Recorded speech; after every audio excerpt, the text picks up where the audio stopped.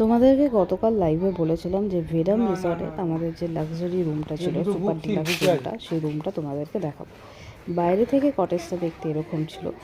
এই যে এখান দিয়ে সিঁড়ি দিয়ে উঠে গেলে সামনেটা দেখেছো কত সুন্দর বারান্দা, আর বারান্দার মধ্যে দুটো চেয়ার ছিল বসার জন্য। এই যে রুমে এন্টার করছি, রুমে এন্টার করতে গিয়ে একদম দেখো লেফট সাইডে একটা জানলা ছিল, যেই জানলাটা আমরা খুলিনি। এখানে একটা এসি লাগানো ছিল, আবার ফ্যানও লাগানো ছিল।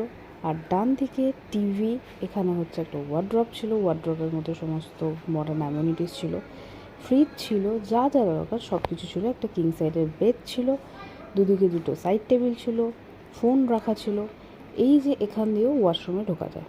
এবার ডান দিকে যে ইন্টারকানেক্টেড রুমটা তোমাদের বলেছিলাম, সেখানে ঢুকেই বাঁ দিকে ছিল এরকম একটা ডাইনিং টেবিল, যেখানে ওরা ক্যান্ডেল লাইট ডিনারটা অ্যারেঞ্জ করে দিয়েছিল।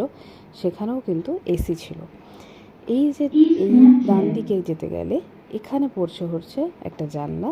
আর এই যে এই ভিউটার কথাই তোমাদের বলেছিলাম, সোফা আর পিছনে জানলা। এই ভিউটা কিন্তু অসাধারণ ছিল।